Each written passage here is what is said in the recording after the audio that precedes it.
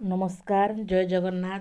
आसंतु आज आलोचना करिबा हमर यूजीसी नेट रो पेपर 2 ओडिया क्वेश्चन आंसर। हमर जनवरी 2 रे जो परीक्षा होइथिला यूजीसी नेट ओडिया रो ताहा आसंतु आलोचना करिबा। तो 51 नंबर क्वेश्चन रो प्रश्नटी हैला निम्न केउंटी महापात्र नीलमणि साहुंको गल्प संकलन नुह। तो ये जो चारोटी ऑप्शन देखुछंती एथिरु केउंटी महापात्र नीलमणि साहुंकर गल्प संकलन नुहे कुहंतु। केउंटी नुह? तामसी राधा। तामसी राधा तांकर गल्प संकलन नुह, उपन्यास अटे। आउ बाकी जो तीनोटी रहिला आकाश पाताल, अभिशप्त गंधर्व, अंधरात्रिर सूर्य, एई तीनोटी हैला हमर महापात्र नीलमणि साहुंकर गल्प संकलन। तो से आकाश पाताल पाई पाइथिले 1981 रे ओडिया साहित्य एकाडेमी पुरस्कार पाइथिले। केबे ना 1981 रे। आउ अंधरात्रिर सूर्य पाई 19 अभिशप्त गंधर्व पाई 1984 रे पाइले केंद्र साहित्य एकाडेमी पुरस्कार। तो आकाश पाताल पाई 1981 रे पाइले ओडिया साहित्य एकाडेमी, अभिशप्त गंधर्व पाई 1984 रे पाइले केंद्र साहित्य एकाडेमी पुरस्कार। तो 51 नंबर प्रश्नर सठिक आंसर हो जिवो 3 नंबर ऑप्शन नंबर 3 हो जिवो यार सठिक आंसर। तामसी राधा तांकर गल्प संकलन नुहे। तापर आसंतु रागतोड़ी केउ गाल्पिकंकर गल्प संकलन बा रागतोड़ी गल्प संकलनर रचयिता किए कुहंतु? रवि पट्टनायक। रवि पट्टनायक हेउछंती आमर रागतोड़ी गल्प संकलनर रचयिता। परवर्ती प्रश्न हेउछि तालिका आई आउ टू आई सहित जोग करा जिवो। हलिया गीत केउ भित्तिक कुहंतु? हलिया गीत केउ भित्तिक? हलिया गीत हे जिवो आमर वृत्ति भित्तिक ए। तापरे आमर कांदणा गीत हे जिवो नारी भित्तिक। आउ प्रबाद प्रवचन हे जिवो लोक शिक्षामूलक। मंत्र गीत हे जिवो धर्म कैंद्रिक। तो आमर सठिक आंसर केउंटी कुहंतु? सठिक आंसर आमर हे जिवो 53 नंबर क्वेश्चन रो 3 नंबर आंसर टी सठिक आमर हे जिवो। देखंतु हलिया गीत हैला वृत्ति भित्तिक, कांदणा गीत हैला नारी कैंद्रिक, प्रबाद प्रवचन हैला आमर लोक शिक्षामूलक, मंत्र गीत हैला आमर धर्म कैंद्रिक। परवर्ती प्रश्न हेउछि तुमर प्रीति लाभ तिले तो आशा नाही, खाली मु जाए गाई गोपने रहे चाही। एई उक्तिटी बा एई पंक्तिटी केउ कवितार अंश कुहंतु? ए पंक्तिटी हैला आमर व्यथा निवेदन कवितार अंश। तो व्यथा निवेदन कवितार कवि किए ना वैकुंठनाथ पट्टनायक। आउ अंजलि कवितार कवि हेले कुंतला कुमारी साबत, मने नाही हैला कालंदी चरण पाणिग्राही कविता, हेमपुष्प हैला मायाधर मानसिंहर कविता। तापर प्रश्न देखंतु ए सब उक्ति हैला तालिका आई रे जते सब उक्ति देइछि ए सब उक्ति हैला हमर काव्य मानकर उक्ति। आउ एपटे जो सब देइछि तालिका 2 आई रे सब हैला तांकर रचना। तो कोटा कहार रचना में देखिबा। तो कुहंतु विचित्र कवित्व मार्गे प्रसरिला बुद्धि। ए उक्तिटी केउ काव्यर रचना कुहंतु? ए उक्तिटी हैला आमर वैदेहिश विलास काव्यर उक्ति। अच्छा वैदेहिश विलास काव्य रचयिता किए ना उपेंद्र भंज। तापर हैला कर रस जात करी धीषणा मंदर पर्वत। कर रस जात करी धीषणा मंदर पर्वत उक्तिटी केउ काव्यर ना रसकल्लोलर। रसकल्लोल रचयिता हेले दीनकृष्ण दास। तापर आसिला भाषा सुपक्व रंभा प्राय, कोमल स्वादु रसमय। ए उक्तिटी हैला प्रेम पंचामृतर। ए प्रेम पंचामृत रचयिता हेले भूपति पंडित। आउ रहिला ऐश्वर्यादि रे चित्त नहिब आसक्त। এই ଉକ୍ତିଟି କେଉଁ କାବ୍ୟର? ନା ବିଦଗ୍ଧ ଚିନ୍ତାମଣି କାବ୍ୟର। ବିଦଗ୍ଧ ଚିନ୍ତାମଣି କାବ୍ୟର ରଚୟିତା କିଏ? ନା ଅଭିମନ୍ୟୁ ସାମନ୍ତ ସିଂହାର। ତ ଏବେ କେଉଁ ଉତ୍ତରଟି ଠିକ୍ ହେଇଯିବ? ଦେଖନ୍ତୁ ଏବେ ମ୍ୟାଚ୍ କରନ୍ତୁ କେଉଁ ଉତ୍ତରଟି ସଠିକ୍ ହେବ। ଆମର ଏ ର ଆସିଗଲା ଡବଲ୍ ଆଇ, ମାନେ ଆମର 3 ନମ୍ବର ଆନ୍ସର୍ଟି ସଠିକ୍ ହେଇଯିବ। ଏ ର ହେଲା ଡବଲ୍ ଆଇ, ଆଉ ବି ର ହେଲା ଟ୍ରିପଲ୍ ଆଇ, ସି ର ହେଲା IV, ଡି ର ହେଇଯିବ ଆଇ। ତ ଆମର ସଠିକ୍ ଆନ୍ସର୍ ଆମେ ଦେଖିଲେ ଏବେ। ତାପର ପ୍ରଶ୍ନକୁ ଚାଲନ୍ତୁ। ହେ ସାଥୀ ହେ ସାରଥୀ, ଏ ଗ୍ରନ୍ଥଟିର ଏଠି ହେଲା ଏକ ଜୀବନୀ ଗ୍ରନ୍ଥ ବା ଜୀବନ ଚରିତ। ଏ ଗ୍ରନ୍ଥର ରଚୟିତା କିଏ କୁହନ୍ତୁ, ଆଉ କାହା ଜୀବନ ଚରିତ ବର୍ଣ୍ଣିତ ହୋଇଛି କୁହନ୍ତୁ। ପ୍ରଶ୍ନଟି ଆମର ପଚାରିଛି ଯେ ହେ ସାଥୀ ହେ ସାରଥୀ ଗ୍ରନ୍ଥରେ କାହାର ଜୀବନ ଚରିତ ବର୍ଣ୍ଣିତ? କାହାର ବର୍ଣ୍ଣିତ? ନା ଗୋପବନ୍ଧୁ ଦାସଙ୍କର ଜୀବନ ଚରିତ ବର୍ଣ୍ଣିତ। ଆଚ୍ଛା, ରଚୟିତା କିଏ କୁହନ୍ତୁ? ଏ ଗ୍ରନ୍ଥଟିର ରଚୟିତା ହେଲେ ନିତ୍ୟାନନ୍ଦ ଶତପଥୀ। ଏ ଜୀବନୀ ଗ୍ରନ୍ଥଟି ନିତ୍ୟାନନ୍ଦ ଶତପଥୀଙ୍କ ଦ୍ୱାରା ରଚିତ।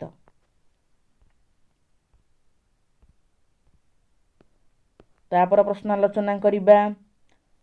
19 ଶତାବ୍ଦୀର ଭାରତରେ ମୌଖିକ ସାହିତ୍ୟ ପ୍ରତି ସଚେତନତା ଆରମ୍ଭ ହୋଇଥିଲା। ମୌଖିକ ସାହିତ୍ୟ ମଧ୍ୟ ସାହିତ୍ୟର ଅନ୍ୟ ଏକ ଧାରା। ଏ ଧାରା ପ୍ରତି ସଚେତନତା ଧର୍ମୀୟ ଜାଗୃତିରୁ ଆସିଥିଲା। ଆଚ୍ଛା, ତ ଏଟା ଠିକ୍ ଅଛି।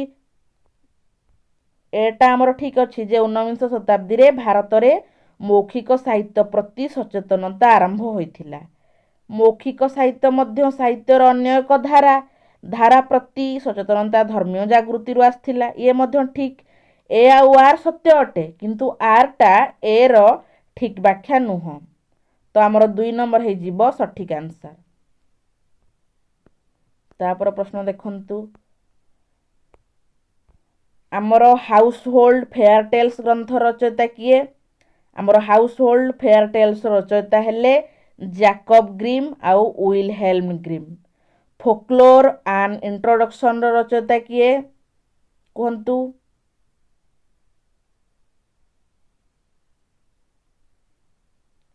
କିଏ? ନା ଜବାହରଲାଲ ହାନୁ।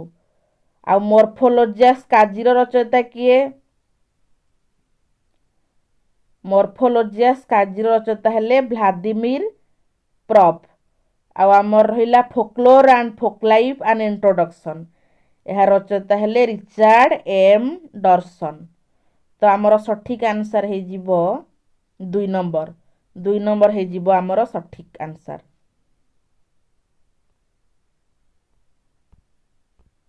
ପରବର୍ତ୍ତୀ ପ୍ରଶ୍ନକୁ ଚାଲନ୍ତୁ। ଉତ୍କଳ ଗାଉଁଲି ଗୀତରେ ଚକ୍ରଧର ମହାପାତ୍ର ଗାଁ ପିଲାଙ୍କ ଗୀତକୁ କେତେ ଭାଗରେ ବିଭକ୍ତ କରିଛନ୍ତି କୁହନ୍ତୁ? ଗାଁ ପିଲାଙ୍କ ଗୀତକୁ ଉତ୍କଳ ଗାଉଁଲି ଗୀତରେ ଚକ୍ରଧର ମହାପାତ୍ର 5 ଭାଗରେ ବିଭକ୍ତ କରିଛନ୍ତି।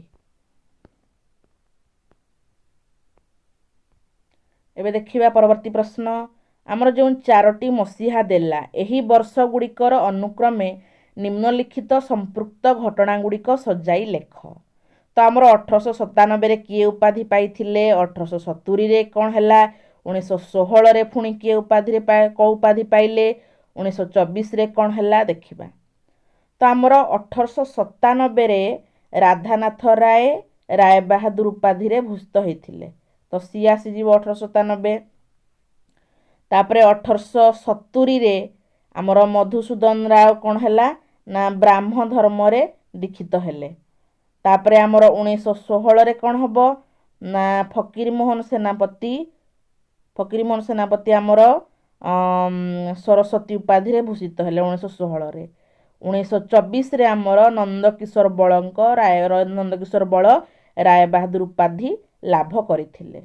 ତ ସଠିକ୍ ଆନ୍ସର୍ କେଉଁଟି ହେଇଯିବ ଦେଖନ୍ତୁ? ଆମର 2 ନମ୍ବର ହେଇଯିବ ସଠିକ୍ ଆନ୍ସର୍।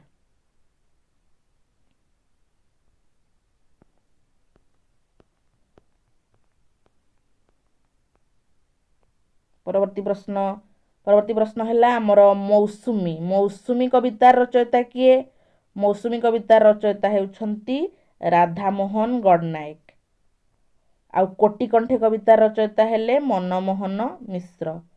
ରକ୍ତଶିଖା କବିତାର ରଚୟିତା ହେଲେ ଅନନ୍ତ ପଟ୍ଟନାୟକ। କାବ୍ୟ ସଞ୍ଚୟନ ହେଲା ଆମର ବୈକୁଣ୍ଠନାଥ ପଟ୍ଟନାୟକଙ୍କ ରଚନା।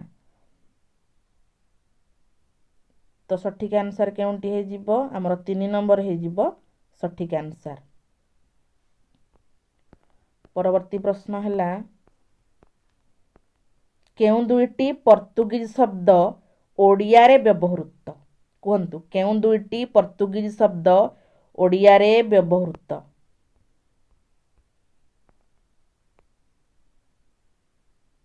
କେଉଁ ଦୁଇଟି? ଆମର ହେଇଯିବ ଆଲମାରି ଆଉ ବଟକରା। ମାନେ ଆମର ଆନ୍ସର ହେଲା ଏ ଆଉ ସି। ଏ ଆଉ ସି ହେଇଯିବ ଆମର ସଠିକ ଆନ୍ସର, ଆଲମାରି ଆଉ ବଟକରା। ତେବେ କୁହନ୍ତୁ, ଦସ୍ତଖତ ଆଉ ରେଶନ ଏଇ ଦୁଇଟି ଶବ୍ଦ କେଉଁ ଭାଷାରୁ ଆସିଛି? ଦସ୍ତଖତ ହେଇଯିବ ଆମର ଏକ କ'ଣ କହ, ଦସ୍ତଖତ ଆଉ ପ୍ରେଷଣଟା କୁହନ୍ତୁ। ରେଶନ ହେଲା ଇଂରାଜୀ ଆଉ ଦସ୍ତଖତ ହେଲା ଆମର ଜାବନିକ, ଯାହାକି ପାର୍ସୀ ଅନ୍ତର୍ଗତ। ପାର୍ସୀ ଅନ୍ତର୍ଗତ ଜାବନିକରୁ ଆସୁଛି ଦସ୍ତଖତଟା। ତାପରେ ଦେଖିବା, ଗୁରୁପ୍ରସାଦ ମହାନ୍ତିଙ୍କର କେଉଁ କବିତା 3ଟି ପୁରୁଷ ବା 3ଟି କାଳକୁ ନେଇ ରଚିତ ହୋଇଅଛି? କୁହନ୍ତୁ, କେଉଁ କବିତା? କେଉଁ କବିତାଟି? ବାବା ପାଇଁ 2ଟି କବିତା, 3ଟି ପୁରୁଷ ବା 3ଟି କାଳକୁ ନେଇ ରଚିତ। ପରବର୍ତ୍ତୀ ପ୍ରଶ୍ନ, ବେଣୀମାଧବ ପାଢ଼ୀ, ବିଜୟ ପ୍ରସାଦ ମହାପାତ୍ର, ଦେବେନ୍ଦ୍ର ମହାନ୍ତି, ବଂଶୀଧର ମହାନ୍ତି ଉକ୍ତ ଲେଖକଙ୍କର କ୍ରମାନୁସାରେ ପୁସ୍ତକ ଗୁଡ଼ିକ ସଜାଇ ଲେଖନ୍ତୁ। ତ ବେଣୀମାଧବ ପାଢ଼ୀଙ୍କ ରଚନା ଏଥିରୁ କେଉଁଟି? ବେଣୀମାଧବ ପାଢ଼ୀଙ୍କ ରଚନା ହେଲା ଓଡ଼ିଆ ଭାଷାର ରୂପତତ୍ତ୍ୱ ଏଟା। ଆଉ ଆମର ଓଡ଼ିଆ ଭାଷା ତତ୍ତ୍ୱର ଭୂମିକା ରଚୟିତା କିଏ?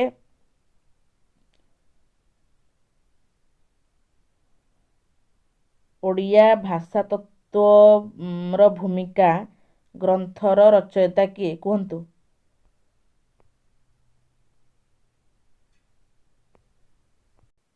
ଆମର ଓଡ଼ିଆ ଭାଷା ତତ୍ତ୍ୱର ଭୂମିକା ହେଉଛି କାହାର ନା ବଂଶୀଧର ମହାନ୍ତିଙ୍କ ଗ୍ରନ୍ଥ। ବଂଶୀଧର ମହାନ୍ତିଙ୍କ ଗ୍ରନ୍ଥ। ଆଉ ଓଡ଼ିଆ ଭାଷାର ରୂପତତ୍ତ୍ୱ ହେଲା ଆମେ ଦେଖିଲେ ବେଣୀମାଧବ ପାଢ଼ୀଙ୍କର ଗ୍ରନ୍ଥ। ଆଉ ଆମର ଓଡ଼ିଆ ଭାଷା ବିଭବ ହେଲା ବିଜୟ ପ୍ରସାଦ ମହାପାତ୍ରଙ୍କ ଗ୍ରନ୍ଥ। ଆଉ ରହିଲା କ'ଣ ନା ଓଡ଼ିଆ ଭାଷା ତତ୍ତ୍ୱର ଭୂମିକା ହେଲା ଆମର ଓଡ଼ିଆ ଭାଷା ଓ ସାହିତ୍ୟ ହେଲା ଦେବେନ୍ଦ୍ର ମହାନ୍ତିଙ୍କ ଗ୍ରନ୍ଥ। ତ ଆମର ସଠିକ ଆନ୍ସର ହେଇଯିବ 4 ନମ୍ବର ଆନ୍ସରଟି। ପରବର୍ତ୍ତୀ ପ୍ରଶ୍ନକୁ ଆସନ୍ତୁ। ଏପଟେ କବିତାର ଉକ୍ତି ଦେଇଛି, ଏପଟେ କ'ଣ ବ୍ୟବହୃତ ହୋଇଛି ତାହା ଦେଇଛି ଦେଖନ୍ତୁ। ହେ ଅକ୍ରୂର ହେ ଉଦ୍ଧବ ସଖା ମୋର ପ୍ରାଣର ଦୋଷର, ରୁହ ରୁହ ଛିଡ଼ା ହୁଅ ପିଠିରେ ମୋ ତୁମ ପରି ବୋଝ। ଆଚ୍ଛା, ତ ଏଇ ଉକ୍ତିଟିରେ କ'ଣ ବ୍ୟବହୃତ ହୋଇଛି? ପରମାର୍ଥ ସତ୍ୟର ପ୍ରତୀକ, ନା ବାକ୍ଛନ୍ଦ ବା କାବ୍ୟଛନ୍ଦର ମିଶ୍ର ରୂପ, ନା ଭାଗବତ ମିଥ୍, ନା ଚିତ୍ରକଳ୍ପ? କ'ଣ? ଯେହେତୁ ଅକ୍ରୂର ଉଦ୍ଧବ ରହିଛି, ଆପଣ କରିପାରିବେ ଅଟୋମେଟିକ୍। ଅକ୍ରୂର ଉଦ୍ଧବ ଅଛି ମାନେ ଭାଗବତର କଥା ଅଛି, ତ ଭାଗବତର ମିଥ୍ ଏଥିରେ ବ୍ୟବହୃତ ହୋଇଛି। ଆଚ୍ଛା, ଏଇ ଯେଉଁ କବିତାଂଶଟି ଆମର ଗୁରୁପ୍ରସାଦ ମହାନ୍ତି ଓ କାଳପୁରୁଷ କବିତାରୁ ଆସିଛି। ତାପରେ ଦେଖନ୍ତୁ, ବାଘ ଆସେ ଗର୍ଜି ଗର୍ଜି ଗିଳିବାକୁ ତମ ଶରୀର, ଏଇଟି ହେଇଯିବ ପରମାର୍ଥ ଆଉ ସତ୍ୟର ପ୍ରତୀକ। ତାପରେ ଆସିଲା ଆଖି ବୁଜିଲେ ଦେଖେ ତ ପ୍ରାଣମୟ ସଙ୍ଗୀତର ଶ୍ୱେତ ପଥର ମୂର୍ତ୍ତି, ଆଖି ଖୋଲିଲେ ଦେଖେ ତ ପ୍ରେମମୟ ଭ୍ରୁଲତାର ଚଟୁଳ ଦ୍ୟୁରୋକ୍ତି, ଏଠି ହେଇଯିବ ଚିତ୍ରକଳ୍ପ। ଚିତ୍ରକଳ୍ପ ହେଲା। ତାପରେ ଆମର ହେବ ସେଇ ନିଆଁ କରେଇରେ ଭାଜି ଭୁଜି ସନ୍ତୁଳି ସାନ୍ତୁଳି ହେଲା, କଡ଼ କଡ଼ ଚଡ଼ ଚଡ଼ ଶବ୍ଦ କରି ଗଛ ବୃଛ ମାଟି ମନ ଖାଲ ବଣ ବିଲ ପାଣି ଶୁଖି ଠିରିକି ଫାଟି ଗଲାଣି ହୃଦୟର ବାରମାସୀ ପାଣି ଭରା ଝିଲ, ଏଇଟି ହେଇଯିବ ଆମର ବାକ୍ଛନ୍ଦ ଓ କାବ୍ୟ ଛନ୍ଦର ମିଶ୍ର ରୂପ। ତ ଆମର ସଠିକ ଆନ୍ସର କେଉଁଟି ଦେଖନ୍ତୁ?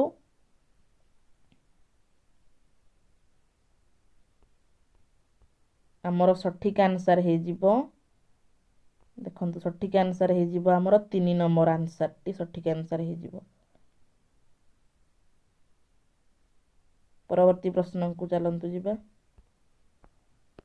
ପରବର୍ତ୍ତୀ ପ୍ରଶ୍ନ ହେଲା, ଓଡ଼ିଆ ଭାଷା ମାଗଧୀକୃତ ଓ ଦ୍ରାବିଡ଼ୀୟ ଭାଷାର ସମ୍ମିଶ୍ରଣରେ ଉତ୍ପତ୍ତି ଲାଭ କରିଛି। ଏ ଉକ୍ତିଟି କିଏ ପ୍ରକାଶ କରିଅଛନ୍ତି? ଉକ୍ତିଟି କାହାର?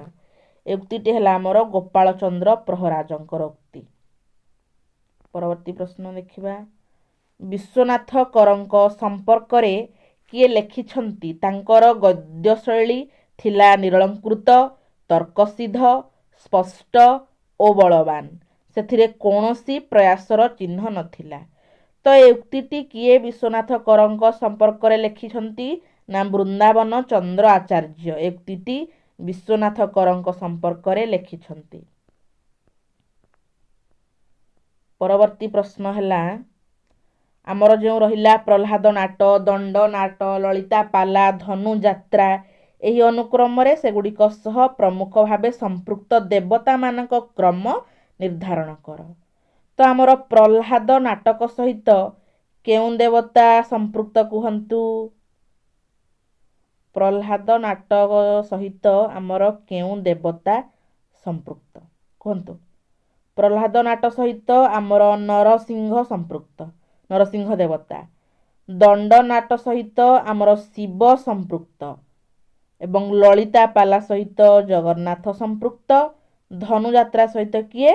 ନା ଶ୍ରୀକୃଷ୍ଣ ସମ୍ପୃକ୍ତ। ତ ସଠିକ୍ ଆନ୍ସର୍ କ'ଣ ହେଇଯିବ? CADB ମାନେ 4 ନମ୍ବର ହେଇଯିବ ଆମର ସଠିକ୍ ଆନ୍ସର୍। ତାପର ପ୍ରଶ୍ନକୁ ଚାଲନ୍ତୁ। ସାମାଜିକ ବିକାଶ ପାଇଁ ନାରୀ ଶିକ୍ଷା ଜରୁରୀ। ଠିକ୍ ଅଛି, ସାମାଜିକ ବିକାଶ ପାଇଁ ନାରୀ ଶିକ୍ଷା ଜରୁରୀ।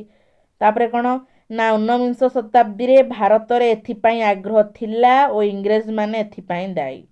ଏଇଟା ମିଥ୍ୟା ଅଟେ। ଆମର ଏ ହେଲା ଏ ସତ୍ୟ କିନ୍ତୁ ଆର୍ ମିଥ୍ୟା। 3 ନମ୍ବର ହେଇଯିବ ଠିକ୍ ଆନ୍ସର୍। ତାପର ପ୍ରଶ୍ନ ଦେଖନ୍ତୁ। ପ୍ରଗତିବାଦୀ ଚେତନା ଆଧାରିତ ସାହିତ୍ୟର ମୁଖ୍ୟ ଅଭିପ୍ରାୟ କ'ଣ? କ'ଣ ଥିଲା ପ୍ରଗତିବାଦୀ ଚେତନା ଆଧାରିତ ସାହିତ୍ୟର ମୁଖ୍ୟ ଅଭିପ୍ରାୟ କୁହନ୍ତୁ? ସାମ୍ୟବାଦୀ ସମାଜ ଗଠନ ଦିଗରେ ପ୍ରତିକୂଳତାର ବିଲୋପ ଥିଲା ଆମ ପ୍ରଗତିବାଦୀ ଚେତନା ଆଧାରିତ ସାହିତ୍ୟର ମୁଖ୍ୟ ଅଭିପ୍ରାୟ। ତାପର ପ୍ରଶ୍ନକୁ ଆସନ୍ତୁ ଦେଖିବା। ଭୀମା, ରଘୁ, ମଣିଆ, ସନାତନ ଏହି ପ୍ରମୁଖ ଚରିତ୍ରମାନଙ୍କ ଅନୁକ୍ରମରେ ସେମାନଙ୍କ ସ୍ରଷ୍ଟାଙ୍କ କ୍ରମ ନିର୍ଦ୍ଧାରଣ କର। ଆଚ୍ଛା, ତ ଆମର ଏଇ ଯେଉଁ 4ଟି ଚରିତ୍ର ରହିଲେ, ଏ 4ଟି ଚରିତ୍ର ହେଉଛନ୍ତି ଉପନ୍ୟାସର। ତବେ ଆମେ ଦେଖିବା କିଏ ଉପନ୍ୟାସର ରଚୟିତା, ଉପନ୍ୟାସିକ, କାହାର ଉପନ୍ୟାସ କ'ଣ? ତ ଭୀମା ହେଲା ଗୋପାଳ ବଲ୍ଲଭ ଦାସଙ୍କ ଭୀମା ଭୂୟାଁ ଉପନ୍ୟାସର ଚରିତ୍ର। ଆଉ ରଘୁ ହେଲା ଆମର କୁନ୍ତଳା କୁମାରୀ ସାବତଙ୍କ ରଘୁ ଅରକ୍ଷିତ ଉପନ୍ୟାସର ଚରିତ୍ର। ମଣିଆ ହେଲା କାହ୍ନୁଚରଣ ମହାନ୍ତିଙ୍କ ବାଲିରାଜା ଉପନ୍ୟାସର ଚରିତ୍ର। ସନାତନ ହେଲା କାଳନ୍ଦୀ ଚରଣ ପାଣିଗ୍ରାହୀଙ୍କ ଅମରଚିତା ଉପନ୍ୟାସର ଚରିତ୍ର। ତ ଆମର ସଠିକ୍ ଆନ୍ସର୍ ହେଇଯିବ, କେତେ ନମ୍ବର ହେଇଯିବ ସଠିକ୍ ଆନ୍ସର୍ ଆମର? CDBA ମାନେ 4 ନମ୍ବର ହେଇଯିବ ଆମର ସଠିକ୍ ଆନ୍ସର୍। ପରବର୍ତ୍ତୀ ପ୍ରଶ୍ନ ଦେଖନ୍ତୁ। ନାରୀର ସମଗ୍ର ଜୀବନକୁ ଭାନୁଜୀ ରାଓ ସ୍ୱପ୍ନର ପ୍ରଚ୍ଛଦ କବିତାରେ କ'ଣ ବୋଲି ଉଲ୍ଲେଖ କରିଛନ୍ତି? କ'ଣ ବୋଲି ଉଲ୍ଲେଖ କରିଛନ୍ତି କୁହନ୍ତୁ? କାବ୍ୟ ଗ୍ରନ୍ଥ ବୋଲି ଉଲ୍ଲେଖ କରିଛନ୍ତି। ଏହା ପୂର୍ବରୁ ଗୋଟେ କ୍ୱେଶ୍ଚିନ୍ ପଡ଼ିଥିଲା UGC ନେଟ୍ରେ ଯେ ନଦୀ ନାରୀ ନକ୍ଷତ୍ରର କବି ବୋଲି କାହାକୁ କୁହାଯାଏ? କାହାକୁ କୁହାଯାଏ? ଭାନୁଜୀ ରାଓଙ୍କୁ କୁହାଯାଏ ନଦୀ ନାରୀ ଆଉ ନକ୍ଷତ୍ରର କବି ବୋଲି କୁହାଯାଏ। ତ ଆପଣ ଦେଖୁଥାନ୍ତୁ ପ୍ରତ୍ୟେକ ବର୍ଷ କ'ଣ କ୍ୱେଶ୍ଚିନ୍ ପଡ଼ୁଛି ଏବଂ ନିହାତି ଭାବରେ ପୂର୍ବ ବର୍ଷର କି ତା ପୂର୍ବ ବର୍ଷର କ୍ୱେଶ୍ଚିନ୍ ସହିତ କିଛି ସମାନତା ଦେଖିବାକୁ ପାଇବେ। ତାପର କ୍ୱେଶ୍ଚିନ୍ ଦେଖନ୍ତୁ। ନାରୀବାଦ, ବିଗଠନବାଦ, ପାଠକୀୟ ପ୍ରତିକ୍ରିୟା ତତ୍ତ୍ୱ, ଅସ୍ତିତ୍ୱବାଦ ଏହି କ୍ରମାନୁଯାୟୀ ଏଗୁଡ଼ିକର ବିଶେଷ ଲକ୍ଷଣର କ୍ରମ ନିର୍ଦ୍ଧାରଣ କର। ତ କେଉଁଟି ନାରୀବାଦର ଲକ୍ଷଣ କୁହନ୍ତୁ? ନାରୀବାଦର ଲକ୍ଷଣ ହେଲା ନାରୀର ସ୍ୱାଧିକାର। ବିଗଠନବାଦର ଲକ୍ଷଣ କ'ଣ? ବିଗଠନବାଦର ଲକ୍ଷଣ ହେଲା କୃତିର ପୁନର୍ଗଠନ। ପାଠକୀୟ ପ୍ରତିକ୍ରିୟା ତତ୍ତ୍ୱର ଲକ୍ଷଣ ହେଲା ପାଠକକୁ ଗୁରୁତ୍ୱ। ଆଉ ଅସ୍ତିତ୍ୱବାଦର ଲକ୍ଷଣ ହେଲା ମନୁଷ୍ୟର ସ୍ଥିତି, ମାନେ DBSC, ମାନେ ଆମର 2 ନମ୍ବର ହେଇଯିବ ସଠିକ୍ ଆନ୍ସର। ପରବର୍ତ୍ତୀ ପ୍ରଶ୍ନ ଦେଖିବା। ଧ୍ୱନ୍ୟାଲୋକର ପ୍ରବର୍ତ୍ତକ କିଏ? ବା ଧ୍ୱନ୍ୟାଲୋକ ଗ୍ରନ୍ଥର ରଚୟିତା କିଏ? ଧ୍ୱନ୍ୟାଲୋକ ଗ୍ରନ୍ଥର ରଚୟିତା ହେଲେ ଆମର ଆନନ୍ଦ ବର୍ଦ୍ଧନ। ନାଟ୍ୟଶାସ୍ତ୍ର ରଚୟିତା ହେଲେ ଭରତ ମୁନି। କାବ୍ୟାଦର୍ଶ ହେଲା ଦଣ୍ଡିକ ରଚନା। ସାହିତ୍ୟ ଦର୍ପଣ ହେଲା ବିଶ୍ୱନାଥ କବିରାଜଙ୍କ ରଚନା। ତ କେଉଁ କ୍ରମଟି ସଠିକ୍ ଦେଖନ୍ତୁ।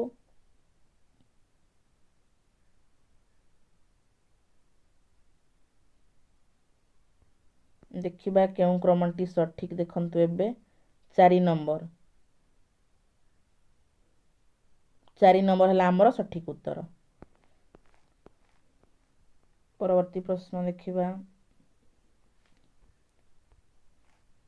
ବହୁ ବହୁ ଜନ୍ମର ରଚୟିତା କିଏ? କୁହନ୍ତୁ। ବହୁ ବହୁ ଜନ୍ମର ରଚୟିତା ହେଲେ ଶାନ୍ତନୁ କୁମାର ଆଚାର୍ଯ୍ୟ। ସମୁଦ୍ରର ସ୍ୱର କାହାର? ପ୍ରତିଭା ରାୟଙ୍କ ରଚନା। ମୁଁ ଫେରି ଆସିଛି କାହାର ରଚନା?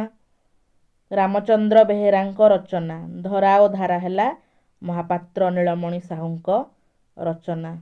ତ କେଉଁ କ୍ରମଟି ସଠିକ୍ ଏବେ ଆମେ ଦେଖିବା। 1 ନମ୍ବର ହେଲା ଆମର 1 ନମ୍ବର ହେଲା ସଠିକ୍ ଉତ୍ତର। ପରବର୍ତ୍ତୀ ପ୍ରଶ୍ନକୁ ଚାଲନ୍ତୁ। ନିମ୍ନରେ ଥିବା କ୍ରିୟା ଧାତୁ ଗୁଡ଼ିକରୁ କେଉଁଟି ତତ୍ସମ ଧାତୁ? ତତ୍ସମ ଧାତୁ କ'ଣ? ତତ୍ସମ କ'ଣ ନା ଆମର ଯେଉଁ ଶବ୍ଦ ଗୁଡ଼ାକ ସଂସ୍କୃତରୁ ଆସିକି ଆମ ଓଡ଼ିଆରେ ପୁରା ଅବିକଳ ଭାବରେ ବ୍ୟବହୃତ ହେଉଛି ସେଗୁଡ଼ାକ ହେଲା ଆମର ତତ୍ସମ ଶବ୍ଦ। ତାକୁ ସାଧୁ ଶବ୍ଦ ମଧ୍ୟ କୁହାଯାଏ। ତ ଏଥିରୁ କେଉଁଟି କ୍ରିୟା ଧାତୁ ଗୁଡ଼ିକରୁ କେଉଁଟି ତତ୍ସମ ଧାତୁ? ଏ ଯେଉଁ କ୍ରିୟା ଧାତୁ ରହିଛି ସେଥିରୁ ତତ୍ସମ ଧାତୁ ହେଲା ଖେଳିବା।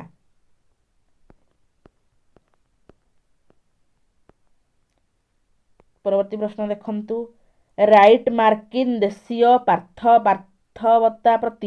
ପାର୍ଥିବତା ପ୍ରତି ବୀତସ୍ପୃହ ହୋଇ ଭାରତୀୟ ଆଧ୍ୟାତ୍ମିକତା ହାସଲ କରିବା ପାଇଁ ଯେଉଁମାନେ ଗଞ୍ଜେଇ, ଦାରିଦ୍ର୍ୟ ଓ ଫ୍ରି ସେକ୍ସ ଭିତରେ ଜୀବନର ଯନ୍ତ୍ରଣାକୁ ଭୁଲିଲେ ଆନନ୍ଦ କଲେ ସେଇମାନେ। এই ଉକ୍ତିଟି କେଉଁ ଏକାଙ୍କିକାର ଶଳାଙ୍କ କୁହନ୍ତୁ। ଏ ଯେଉଁ ଉକ୍ତିଟି ଉପରେ ଦେଇଛି ତାହା କେଉଁ ଏକାଙ୍କିକାର ସଂଳାପ?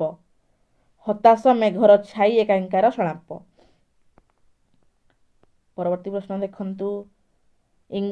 କଥନ ଏ ହେଲା ଇଂରାଜୀ ମାଧ୍ୟମର ସ୍କୁଲ ଶିକ୍ଷା ଜ୍ଞାନ ବିଜ୍ଞାନ ପ୍ରାପ୍ତିର ଏକମାତ୍ର ମାଧ୍ୟମ। ଏଟା ଠିକ୍ ହବ କି? ଇଂରାଜୀ ମାଧ୍ୟମର ସ୍କୁଲ ଶିକ୍ଷା ଜ୍ଞାନ ବିଜ୍ଞାନ ପ୍ରାପ୍ତିର ଏକମାତ୍ର ମାଧ୍ୟମ, ଆଉ କ'ଣ ମାଧ୍ୟମ କିଛି ନାହିଁ? ଏଇଟା ହେଲା ଭୁଲ। ଇଂରାଜୀ ଭାଷାର ଆନ୍ତର୍ଜାତିକ ସ୍ୱରୂପ ଏହାକୁ ସମୃଦ୍ଧ ପ୍ରଭାବଶାଳୀ କରିଛି। এই ଉକ୍ତିଟି ଠିକ୍। ତ ଆମର ଏ ମିଥ୍ୟା ଅଟେ କିନ୍ତୁ ଆର୍ ସତ୍ୟ ଅଟେ। 4 ନମ୍ବର ହେଇଯିବ ଠିକ୍ ଆନ୍ସର। ପରବର୍ତ୍ତୀ ପ୍ରଶ୍ନ ଦେଖନ୍ତୁ। କିଏ ରୀତି ସ୍ଥାନରେ ସଂଗଠନା ଶବ୍ଦର ପ୍ରୟୋଗ କରିଛନ୍ତି? କିଏ କରିଛନ୍ତି ପ୍ରୟୋଗ? ଆନନ୍ଦ ବର୍ଦ୍ଧନ। ପରବର୍ତ୍ତୀ ପ୍ରଶ୍ନ ଦେଖିବା। ପ୍ରତୀକର ପ୍ରମୁଖ ପ୍ରୟୋଗକର୍ତ୍ତା ଭାବରେ କିଏ ବିଶେଷ ଚର୍ଚ୍ଚିତ? କିଏ? ମାଲାର୍ମେ। ତ ଆମର ଆଜି ଆମେ 80ଟି ପ୍ରଶ୍ନ ଆଲୋଚନା କଲେ 80 ନମ୍ବର ପର୍ଯ୍ୟନ୍ତ ଆଲୋଚନା କଲେ। ଆଉ ବାକି କାଲି ଆଲୋଚନା କରିବା ପାର୍ଟ 2। ୟା ପାଇଁ ଆଉ ଗୋଟେ ଭିଡ଼ିଓ ଆଣିବି। ତ ଆଶା କରୁଛି ଆପଣମାନଙ୍କୁ ଭଲ ଲାଗିଥିବ, ଆପଣ ବୁଝିପାରିଥିବେ। ଯଦି ଲାଗୁଛି ଯେ କେଉଁଟା ମୁଁ ଭୁଲ ଆନ୍ସର କହିଛି ଆପଣଙ୍କୁ ଲାଗୁଛି, ତାହେଲେ ଆପଣ ମୋତେ କମେଣ୍ଟରେ ନିହାତି ଜଣାଇବେ, ମୁଁ ସଠିକ୍ ତା'ର କରେକ୍ସନ୍ କରିଦେବି।